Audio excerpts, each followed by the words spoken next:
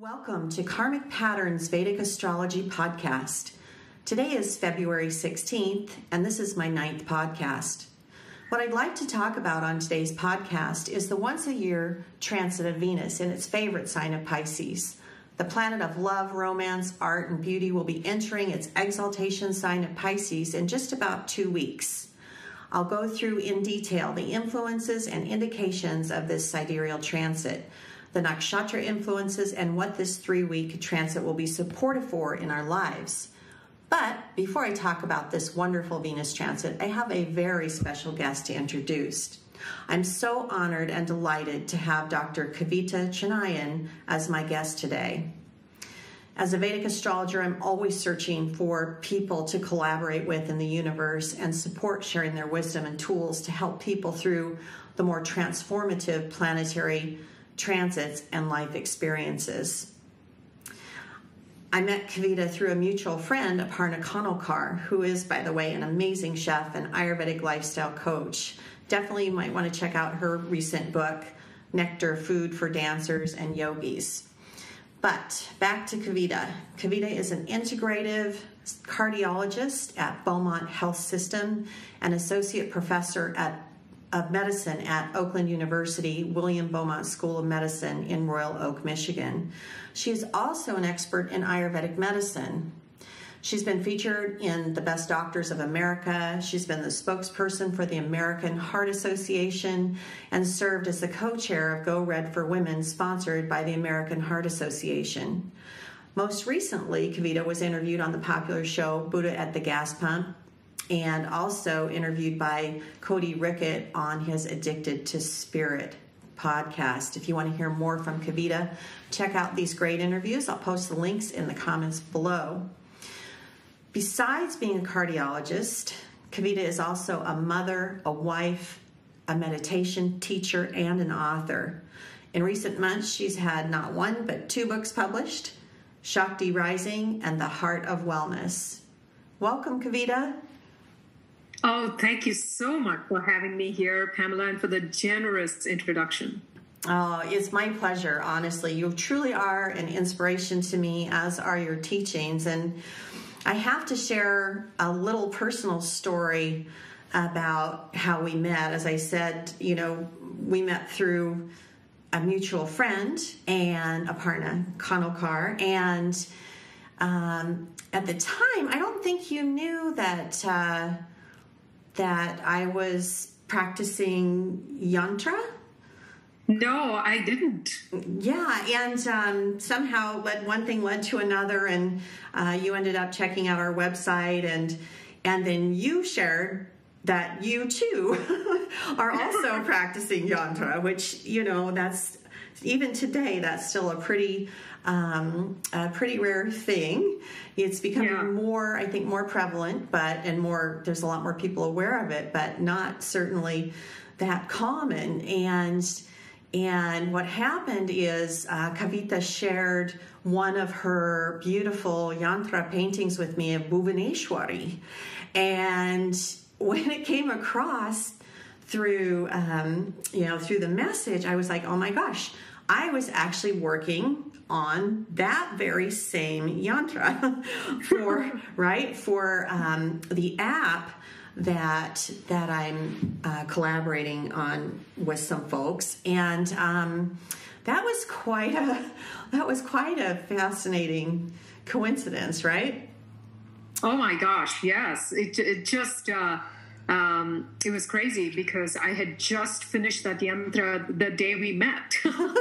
Yeah, and then to add a little more to it, to the story, for the app, we were considering many, many names, and Surrender was one of the names that I put out there for the potential name for the meditation app.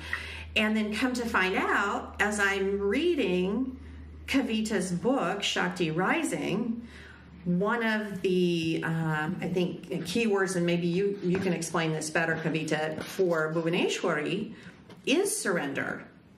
Yes.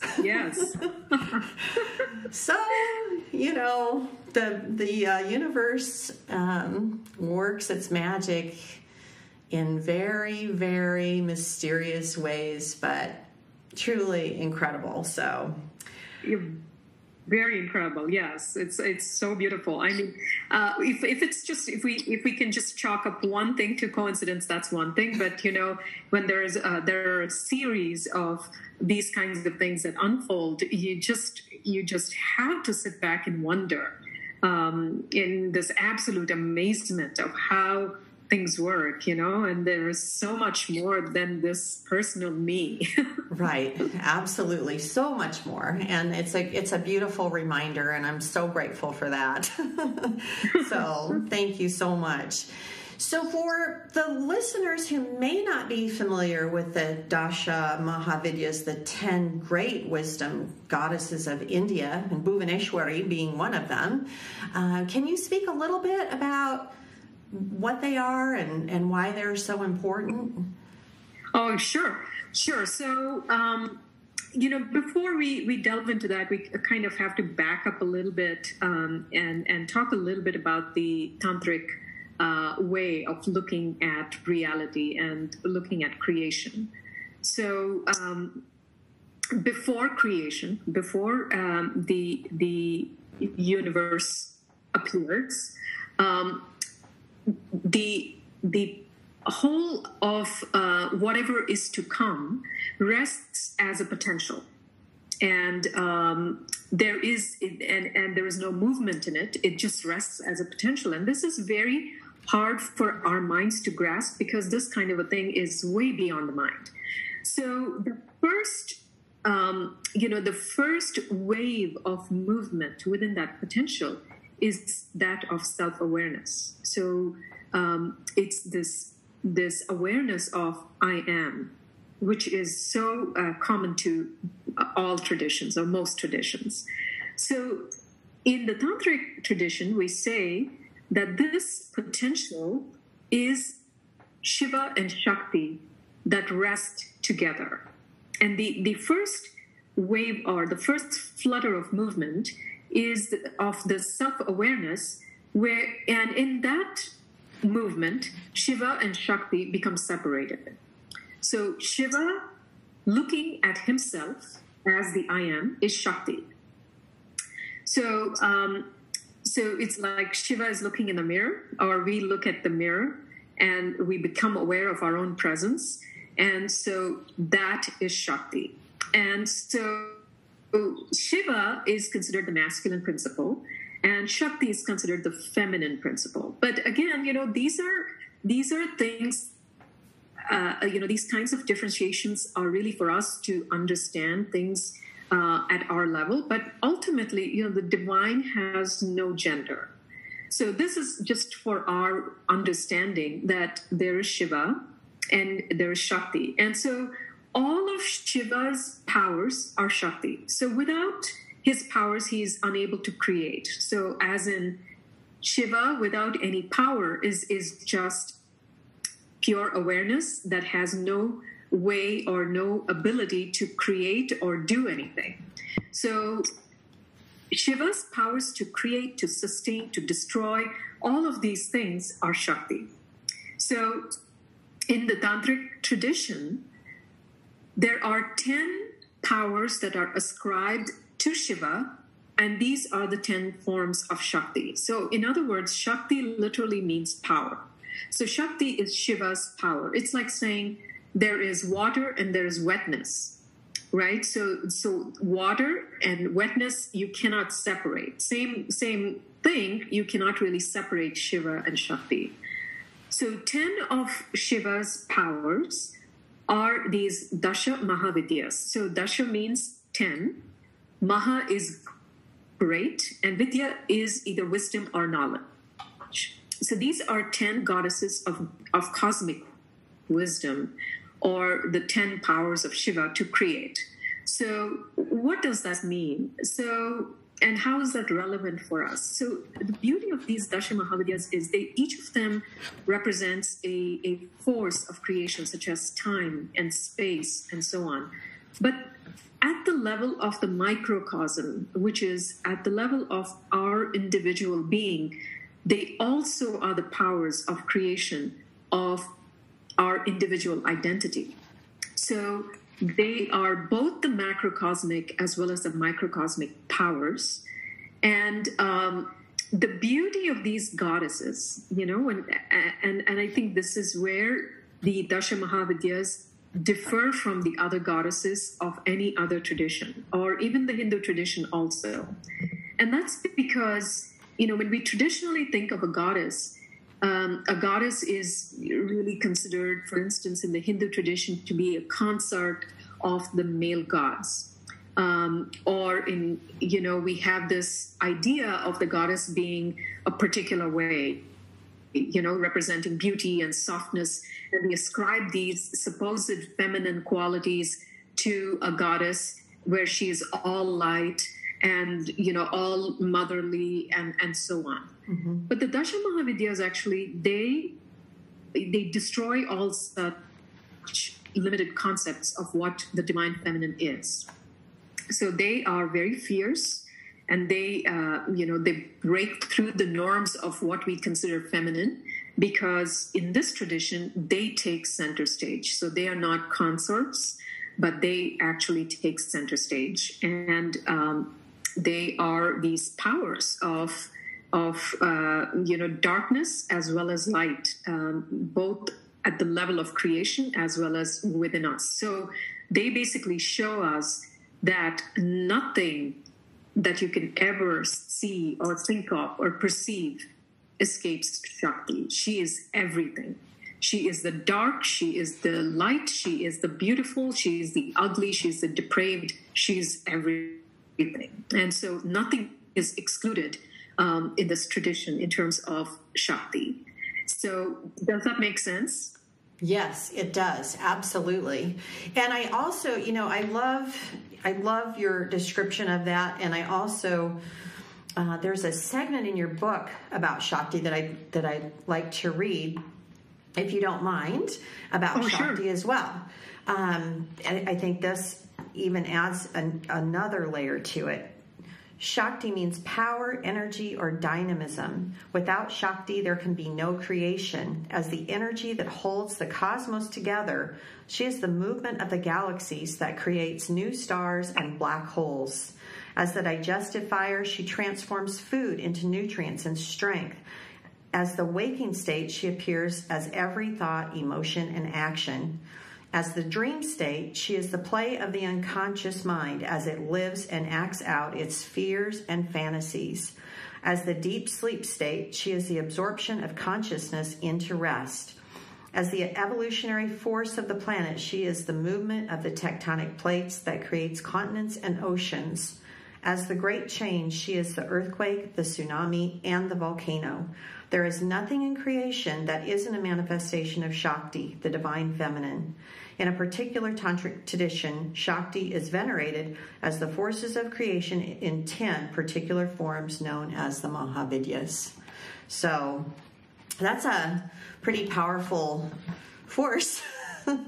Yeah. And, you get a whole, a very different perspective of Shakti and the divine feminine and the divine masculine on this path of the Mahavidyas. Wonderful. So let me ask you a question. Are the Mahavidyas, and connecting with the Mahavidyas as you teach in your book Shakti Rising, is this strictly for women, or is this something that men could connect with as well? Yeah, so it's a great question. So, Shakti is all of creation. So men, women, otherwise, it absolutely makes no difference. So, these categories that are formed as I am a man, I'm a woman, I'm an Indian, I'm a Christian, I'm a Hindu, I'm so and so. These are all created by us. These are all mind created by us. But in reality, all of the darkness, all of the shadows, all of the light aspects that arise in anyone is a manifestation of Shakti. So that means it really doesn't matter whether we are man or woman. The same shadows play out in both men and women. So this is a path for everybody, and because it's highly relevant to everybody. Mm-hmm. And it's also, would you say too, it's without, certainly it's connected to the tantric tradition of India, but would you also say that a person doesn't have to have a certain spiritual or religious belief system to benefit from the path of the great wisdom goddesses? Yeah, no, that is really what I've explored in the book, is how applicable they are, no matter who we are, where we come from, what our personal history is. Because, although they are, and this is the beauty of this tradition, is that it's absolutely universal. Look, for example, you take, the shadow and the light aspects of Bhuvaneshwari, who we were talking about, the fourth Mahavidya. And you see that, her shadow is constriction.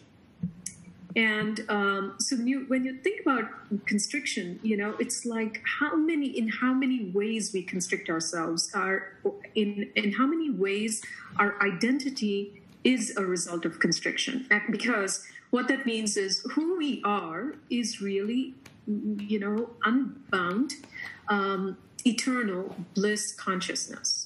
Sat Chit Ananda, as they say in Sanskrit.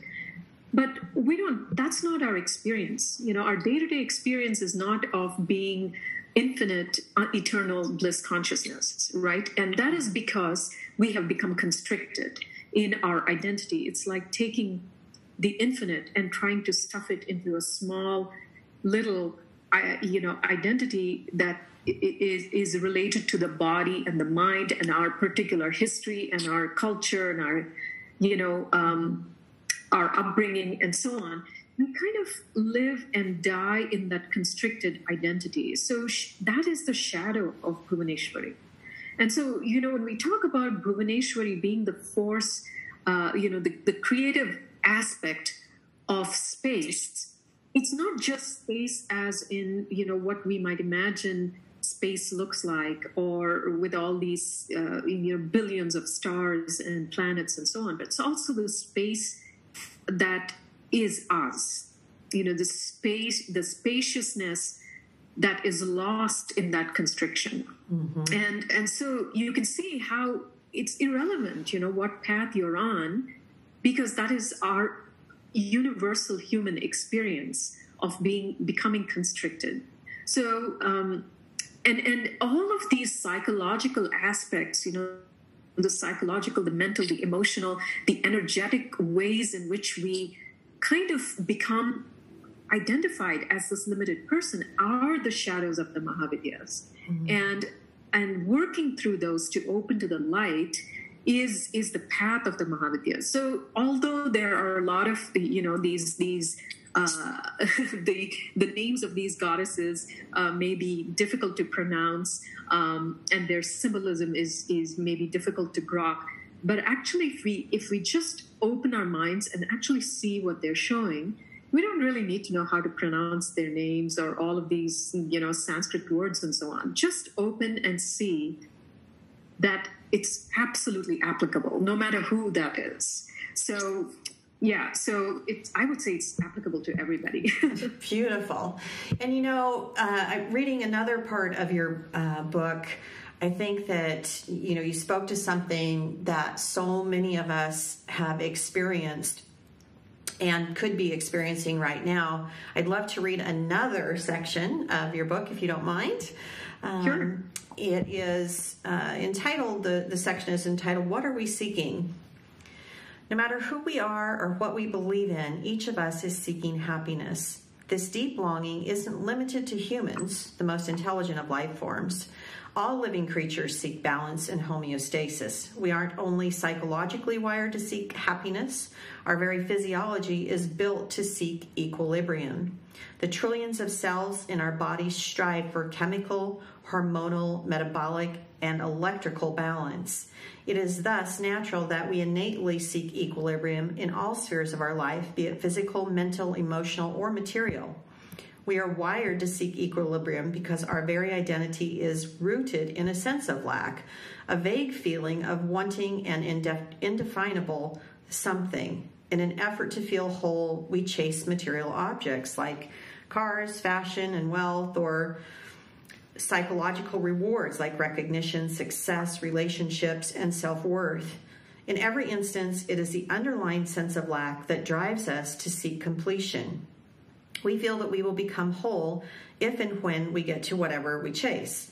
Although we feel happy and whole when we get to what we want, these feelings are always temporary. Soon, the sense of lack returns, and we start seeking again. My life was the perfect example of persistent seeking until I turned 30.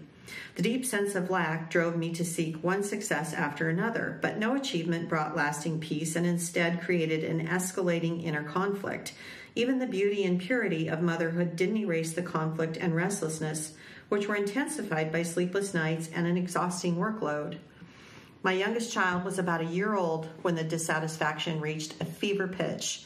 One morning, I woke up early, cherishing the quiet of the dawn. As the coffee brewed, I began putting away clean dishes from the night before when my eyes fell upon the block of kitchen knives. I casually wondered what it would be like to die. I wasn't suicidal or depressed. The thought was one of innocent curiosity. As I contemplated this possibility, I had a vibrant vision of the trajectory of my life on the path of habitual seeking. I saw myself as an externally successful but deeply unfulfilled middle-aged woman who was worn out and unhappy. She looked like she had missed out on the most important thing in life. The vision faded. As my attention returned to the kitchen, I noticed that several minutes had passed and my hand was frozen in mid-air, still clutching a utensil. A stream of joy bubbled up from the depths of the, Kavita, this word. Ennui. Pardon? Ennui. Okay, ennui, that had enveloped me until then. Finally, I knew what I was really seeking was the end of seeking, and it had nothing whatsoever to do with gathering, achieving, or acquiring. That is a powerful experience. So from there, how did that change your life? Until then, it's I had been also, on the spiritual path from a very early age, mostly questioning the tradition I grew up in and saying, why are we doing what we're doing, and so on, and meditating on and off, and going to yoga classes and so on. But that incident actually really changed and shifted things for me, because it was then that I understood that whatever I was seeking, I was not going to get it from any external object. Mm-hmm. And it occurred to me that I was looking in the wrong place, and that was like a realization. And it's not such a huge realization, because I think a lot of us get this, that we are not going to find lasting happiness in external objects. But for me, that was really understanding that what I was really seeking was for that seeking to end, because that it was such a restlessness. And I could, until then, it all felt normal, because everybody is on that same trajectory, right? Everybody is doing the same. And I thought that was all normal. And but that really shifted an understanding that actually not just me, but all of us are really seeking that next thing which will end all seeking. With this next relationship, that's it. I'll be done. Mm-hmm. With this next job, that's it. It's going to set my life, right? We all think this. Yep. That somehow that'll end that restlessness of the seeking. So it just occurred to me at that point that the end of seeking is really what each of us is seeking, and that means the end of seeking opens to that happiness, that contentment that initially got us on that path of seeking. Mm-hmm. And that's beautiful. And also I really see this book, and also Kavitha is going to be teaching a course on Shakti Rising starting on February 20th. It's a 12-week course, is that right? Yes, it's a 12-week course. It actually starts on February 27th. Oh, sorry, I had the wrong date. No problem.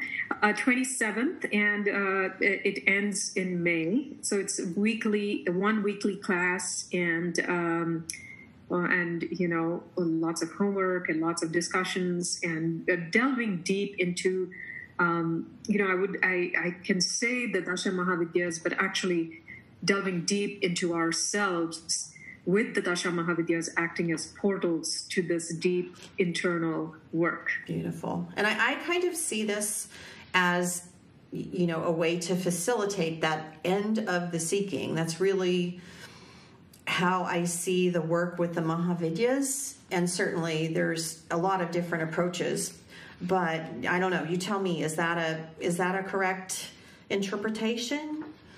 Yeah. The end of seeking, coming to that place of the end of seeking is one aspect of it. But, we all talk, especially in the spiritual circles, we talk a lot about wanting peace and wanting to be free of stress. But I would say that those issues of peace or lack of stress, they are actually only the beginning. That's not the end goal, because with the end of seeking, then you open to something that cannot be described in words. I mean, this is this magnificent reality that pulsates in every moment that we had previously been cut off from because of this mental noise and this energy of the seeking. So it's just, that end of seeking is like the springboard from which we actually, we soar into these heights of ecstasy and beauty and aliveness, not while you're sitting and meditating, but actually in real life, as we're going about our ordinary day-to-day business of jobs and kids and family and so on. And yet there is that scintillating, ecstatic presence that we previously were not aware of. Wow. That is wonderful. And that is also, I think, very useful too, as, the ebb and flow of the planets, they tend to come and go, right, through our chart. Yes. And our karmas that come up. And again, I love this as a tool to work with, to navigate the times in our life where we really, need to be able to see the light, right? Yes, absolutely. And that's a very good point about the ebb and flow of the planets, which, I've learned so much from you, and I love your podcast where you talk about these things, and I hope to learn more from you. Thank you. With respect to the Vedic astrology, because it's such a beautiful, profound science, and that most of us don't appreciate the preciseness and the beauty of that. And as we come under these kind of karmic influences, it may not just be challenging times. It may also be other, happy-go-lucky kind of times as well. But every phase in our life can be filled with this sweetness as we navigate through our karmic patterns. Otherwise, we just become slaves to that. We just kind of get helplessly, propelled on our karmic paths. But actually, when we stand in awareness, then the play of these karmic patterns is very beautiful, very interesting, and has actually it doesn't have the ability to touch us, even though they're playing out. And I think that is a very very profound thing to understand. That is very, very profound and very important, because I think, isn't that, again, to use the word seeking, I know that's what I'm looking for. And even though I'm an astrologer, right, I'm still, I still have the same transits and, karmas to live through and work through and, struggle with that everyone does. And so I'm personally really looking forward to this course and getting your guidance as I go through the book and all the exercises and meditations and homework and everything, because that's really, again, I think what we're all seeking is a way to live life and see the beauty and the light while experiencing the dark as well. Yeah, absolutely. And the way I'm coming to see it, and I would love your opinion on this. It's as I'm aging, as I get older, I'm more and more aware of the limited time I have, on this planet. Mm-hmm. And so what happens with that awareness is the time is always now. I have lost the ability to put things off. If I want to learn something, if I want to dive into something, I just do it immediately. Mm-hmm. I mean, I don't wait for, I'm going to do this when my kids are in college. I don't have time right now. I'm really inundated with things. And believe me, I am inundated with things. And yet, the time is always now. And when you live like that, or I'm finding out that the more I live like that, where I just jump in, always, both feet in, I jump in, whatever I'm doing. Miraculously, there is time. Mm-hmm. Time just appears for me to do whatever I need to do. So, now I have a full-time job as a cardiologist. I have 2 children. I have a very busy family. And then, I have these 2 books and all the things that come with writing books and thereafter. And then these courses I'm doing and the many workshops and retreats and stuff that I do. And also at the same time, I'm learning. I'm learning with my teachers. I'm delving deep into some of the ancient texts and so on. But I never feel like I'm going to wait until there is more time, because I feel like the time is always now. It's now, because I've become more aware that the time is limited, my breaths are limited, my heartbeats are limited. Right. And so how do you feel the same way? Absolutely. And particularly as I'm getting older, I think that, when we're in our 20s and 30s and even maybe 40s, right? Early 40s, the awareness of our mortality is not quite as strong. Yeah. And, beyond that, though, it really is just about, none of us knows. It doesn't even matter whether you're 10 years old, 20 years old, whatever. We don't know truly how long we will be in this form on this planet. And you have to just seize the day, literally take that time and do what is important to you. I think that's a really significant point. And honestly, I have to say, I do have to say I'm in awe of you, Kavitha, because I have things that I would like to do that I have absolutely no excuse for now with regard to time.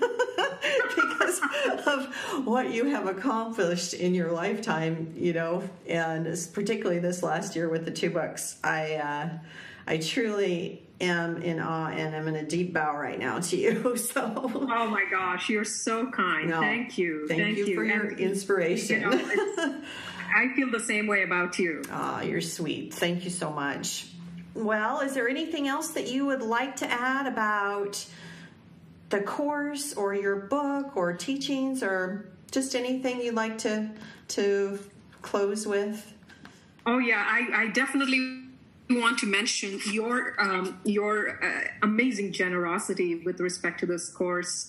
For your listeners, Pamela has very, very so graciously created a set of the Mahavidya yantras for especially for people taking the Shakti Rising online course. And anybody registering for the course before the 20th of February will get a set of these beautiful yantras. I can't tell you how beautiful they are, and they are extremely powerful visual representations of these forces within us. And so thank you so much for doing that. Oh, it was my pleasure. I love sharing them. So I'm delighted to be able to offer that. I think that it'll be fun for people to experience the kind of the archetypal form in the geometric state. You have all these beautiful drawings in your book, and then the yantras being a little different visual representation. It's kind of fun to see the two together. So my pleasure. Thank you so much.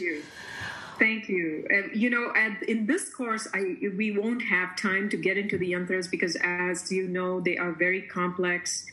But I will be doing, additional deep dive courses individually on each goddess.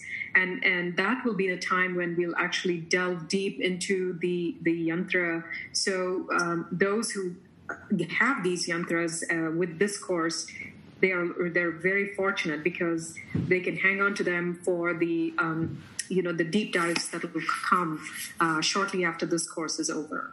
Oh, wonderful. I'll look forward to that very much.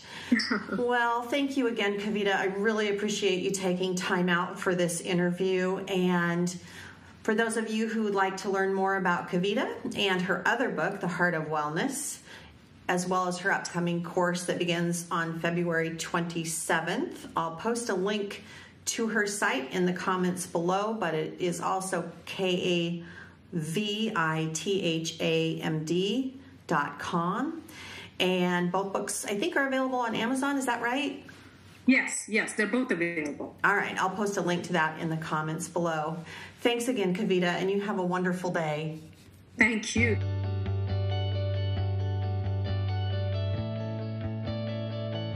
Before I get into all the details about this really unique Venus transit that happens only once every 12 years, and I'll explain that in a minute, because those of you who are astrologers know that Venus goes through Pisces once a year, but there is a twist. Anyway, I'm going to be offering a special discounted reading for 25 minutes, $60, both for current clients and new clients, to focus specifically on this Venus transit in the individual chart. I'm going to go into, some very broad scope information in the podcast, the second half of the podcast that's coming up. But for those of you who really want to understand this unique transit and tap into that energy and harness the energy of Venus during this time, we will be doing that special reading. So it will be just to focus primarily on Venus, which, by the way, is the Karaka, the indicator of love and romance and relationships. So it will be an important time for everyone with regard to relationships, but each individual chart will have some very significant nuances. So anyway, go to yantramandala.com. The special reading will be on my scheduling page at the very top, and slots will be limited because I'm only going to be offering this reading from February 21st to March 1st, so 9 days, and it will be first booked, first served. All right, thanks so much.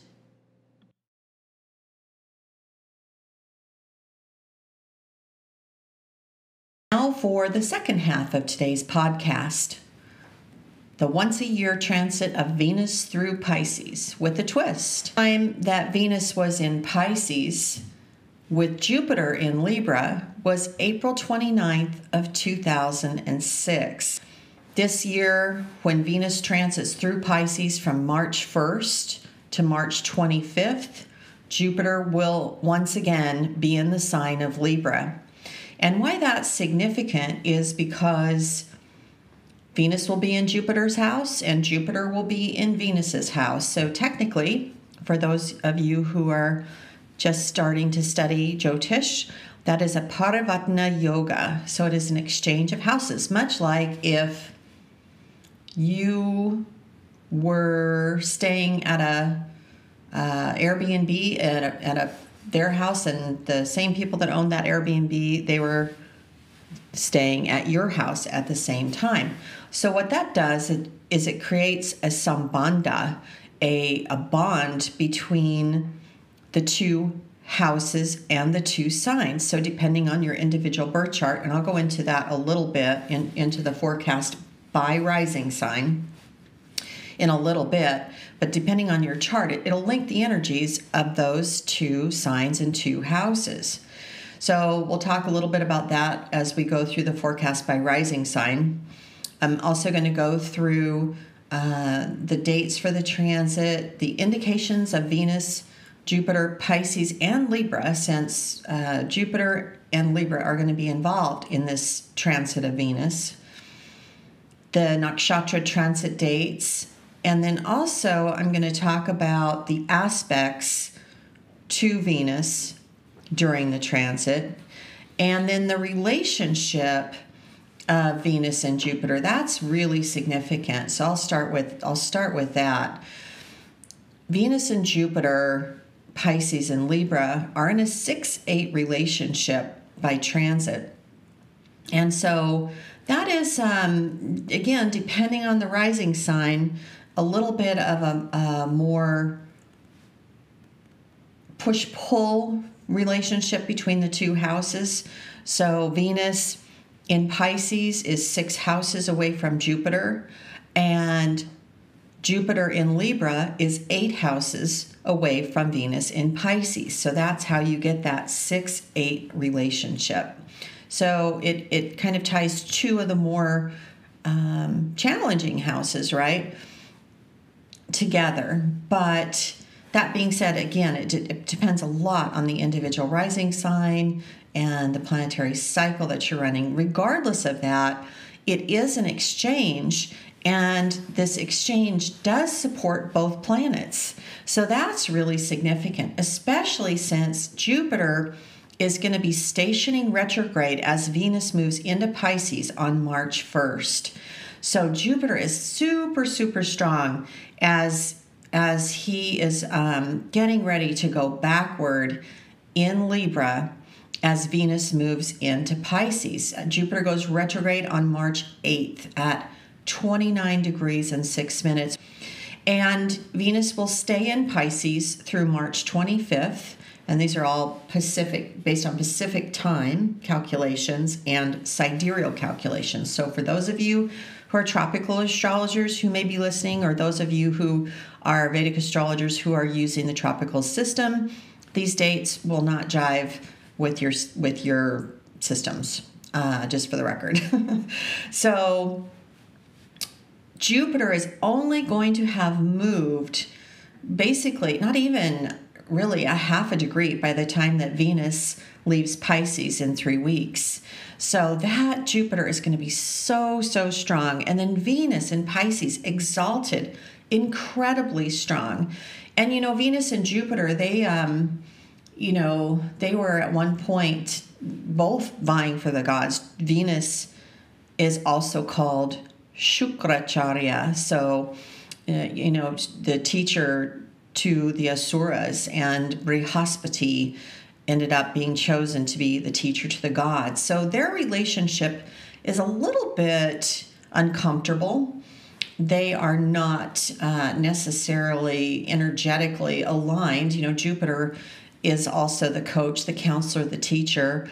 And then Venus, of course, being associated with love and romance and procreation, that those energies are not necessarily aligned well. And Venus in Pisces, particularly Pisces, is the natural 12th house of the zodiac.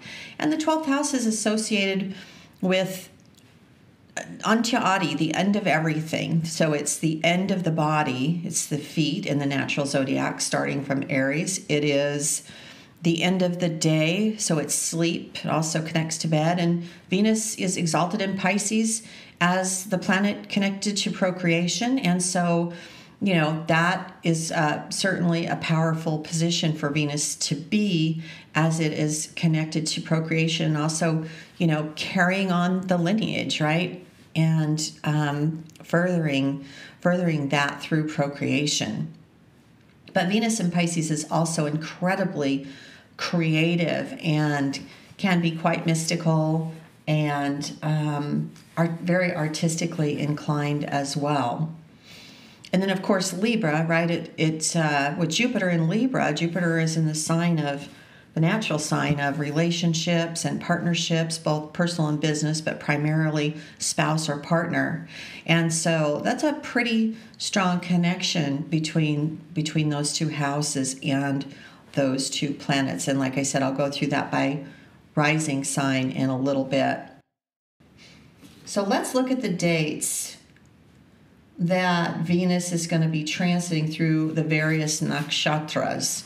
So Venus will be starting Pisces in through the fourth pada of Purva Bhadrapada, and that fourth pada is Pushkara Navamsha. For those who are more advanced in Jyotish, you already probably know that, but it's a very auspicious pada for planets to transit through.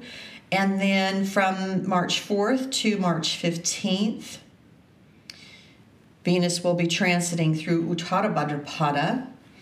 And this nakshatra is associated with Kama, which is desire, but this nakshatra is more connected to desire and seeking from a spiritual perspective, more the divinity associated with desire. And then from March 15th through March 23rd, Venus will be transiting through the nakshatra of Revati. And this is Venus's exaltation point. On March 23rd, Venus will be at its exact exaltation degree of 27 degrees. And from there, Venus moves out of the sign. March 25th and March 26th, Venus is going to be Gandanta. So Venus will be at the juncture between water and fire. Pisces is water, Aries is fire. There are 3 such junctures within the zodiac, and they represent a time where we really have an opportunity to untie our karmic knots.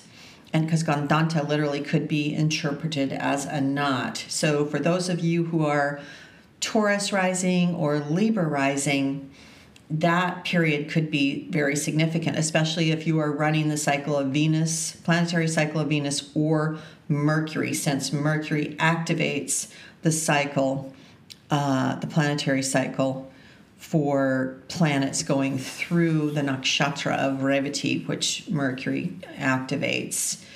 And also Ketu, since once Venus goes into that, first degree of Aries, it will be moving through Ashwini, which is activated by Ketu.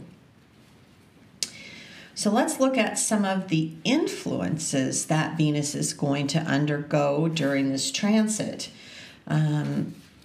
Certainly, we will have, for those of you who take aspects from Rahu, I do in my experience, that is an effective aspect to note. And Rahu is in Cancer, which is another water sign, so it will be in trines to Venus, particularly, the last little bit, the dates I gave you as Venus transits through Revati from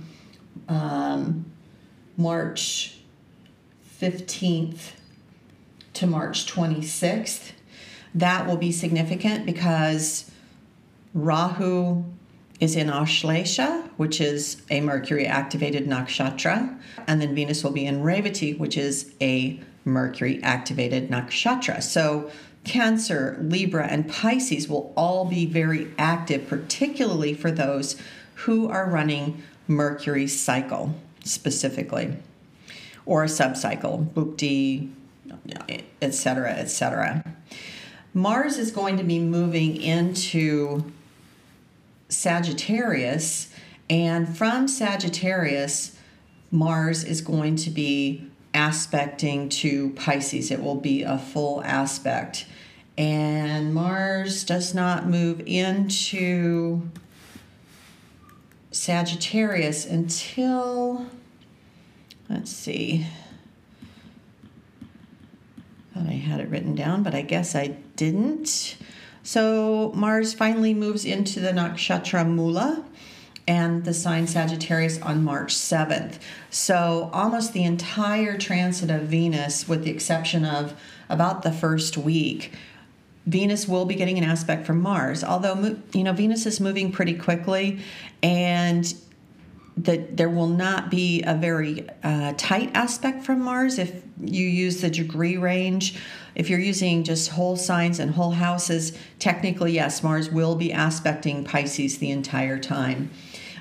Also, Mercury is going to be in Pisces with Venus, and we all know that Mercury isn't terribly comfortable in Pisces, although it can give a very creative mind. And then, of course, with Venus there, that creates what's called a Nichabanga Raja Yoga, which is cancellation of debilitation, because in technical terms, Mercury is debilitated in Pisces. But since the planet that is exalted in that sign, Venus, is there with Mercury, it cancels the debilitation. Actually, I think it's quite a creative combination for writers, particularly for Libra rising, and then Taurus rising as well. So Venus and Mercury are pretty much going to be almost lockstep the entire time until Mercury goes retrograde, and then Venus moves into Aries. They'll separate at that point.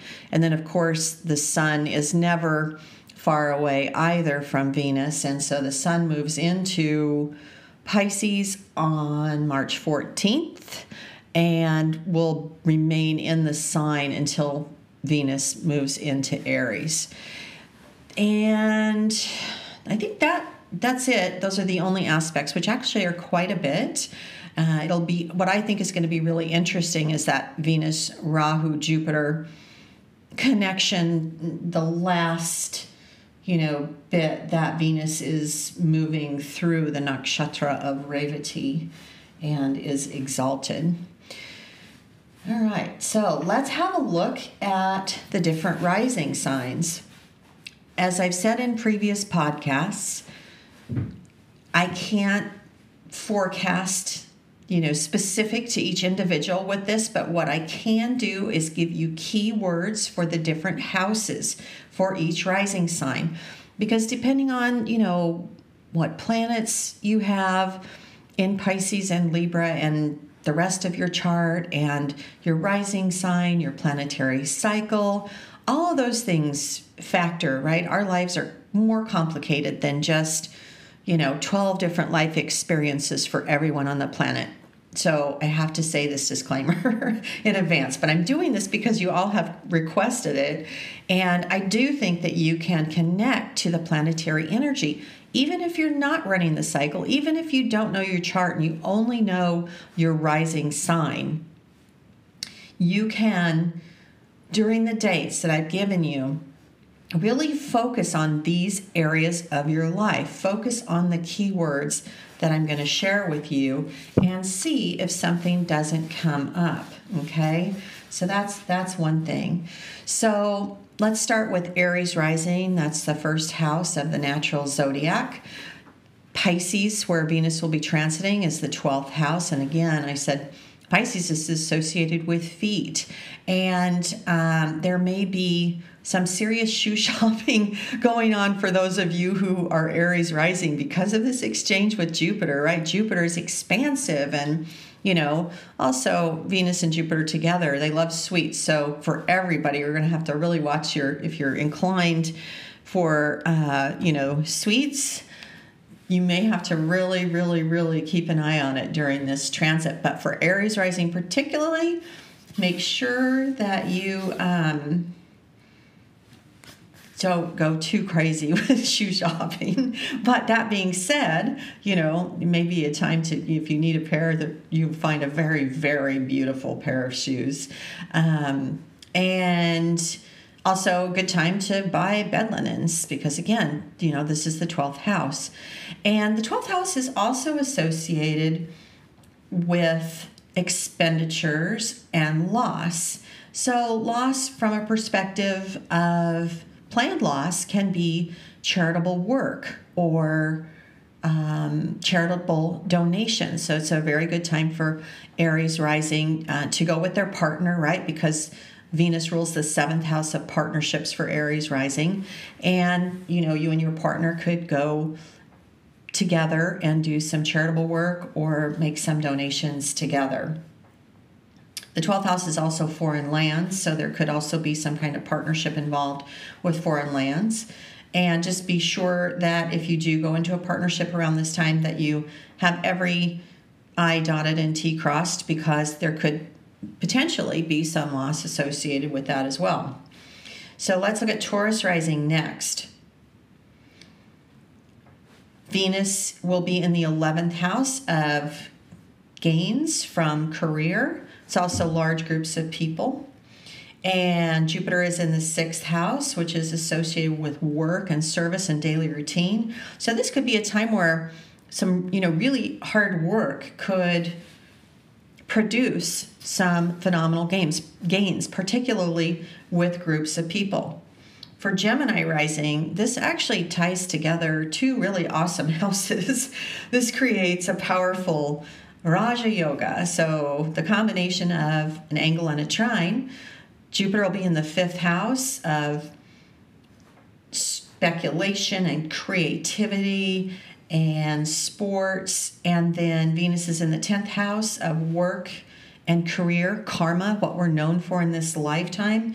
So this could be an incredibly creative time for Gemini rising, and particularly for those who are doing creative work for career.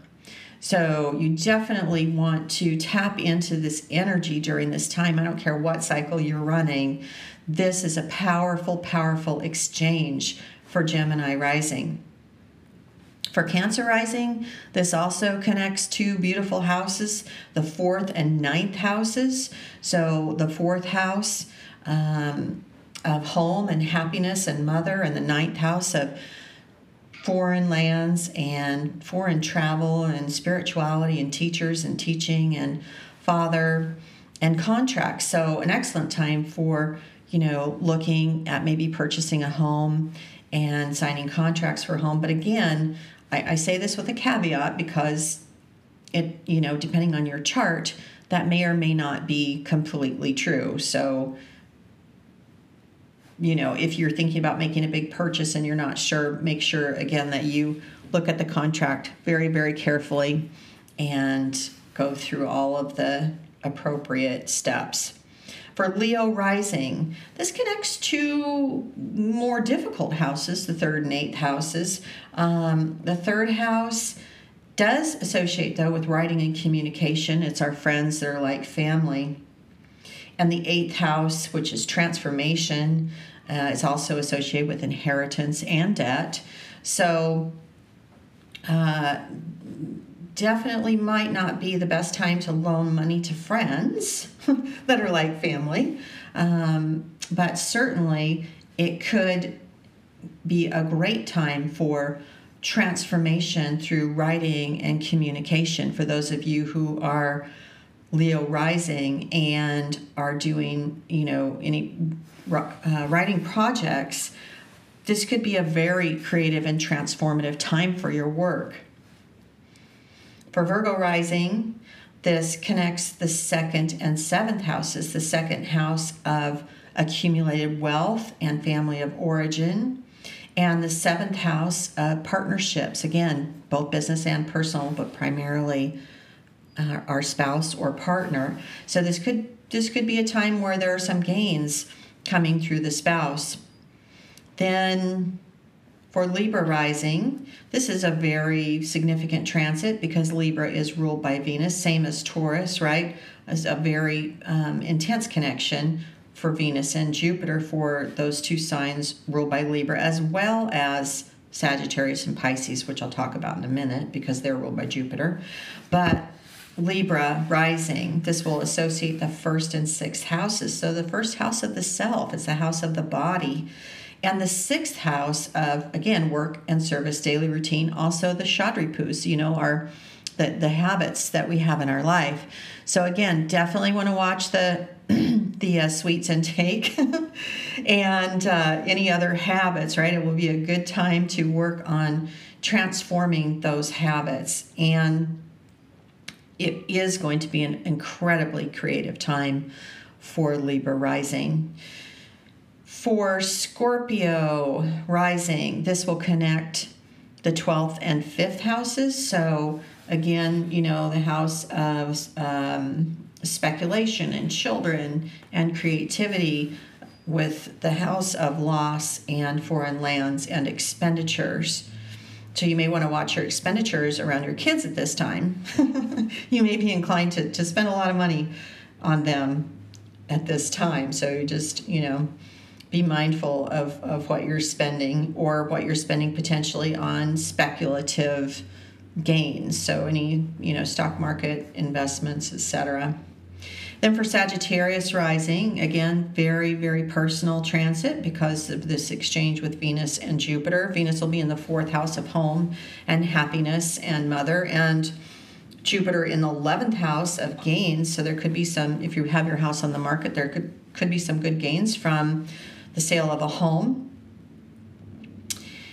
And Capricorn rising, it associates the 3rd and 10th houses. So again, the 10th house is significant because it's connected to career and karma and what we're known for in this lifetime.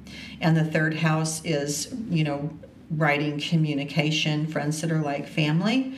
So anything that connects those two together, maybe working on a project with a friend or some kind of communication, marketing, writing, speaking, any kind of communication associated with career.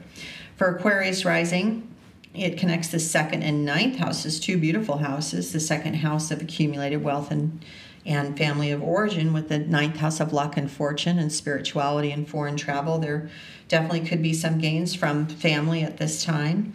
And then for Pisces rising, this associates both the 1st and 8th houses. So Venus will be in the 1st house of self. So a wonderful time to transform yourself through beauty because Jupiter is going to be in the 8th house of transformation. So that can be an incredibly powerful time if you want to change the way you look and, whether you're male or female, and project a more Venusian-like appearance, then that is the time to do it. But it also can be a very spiritual time for transformation because remember what I said about Venus transiting through Uttara Bhadrapada from March 4th through March 15th. That is a very strong connection to desire as it relates to the divine. So powerful time for spiritual transformation as well. I think that wraps it up. Thank you so much for tuning in. I really appreciate it. And I appreciate all of you. I know I have a broad audience. I've said this before. So a lot of folks that don't study astrology, that are, maybe just looking for some tips, to folks who are scholars, and I appreciate all of you tuning in. If you could hit the like button if you do like what I'm sharing with you so that I know that I'm on track, or leave comments. I'm so grateful for any comments that you might have. And also I just have to say, if you don't know your rising sign and you want to know it, I do readings. That's what I do full time. And you can find me at yantramandala.com. And I'll look forward to seeing you all on Facebook or reading for you in the future. And have a beautiful transit of Venus through Pisces. Bye for now.